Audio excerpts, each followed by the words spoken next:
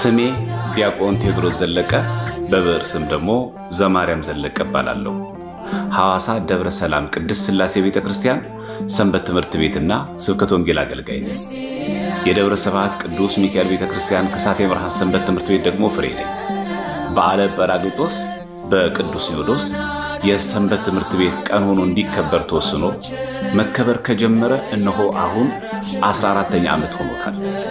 እንኳን ለ14ኛው የሰንበት ትምህርት ቤቶች አንድነት ጠቅላላ ጉባኤና የሰንበት ትምህርት ቤቶች ቀን በሰላምና በጤና ደረሳችሁ።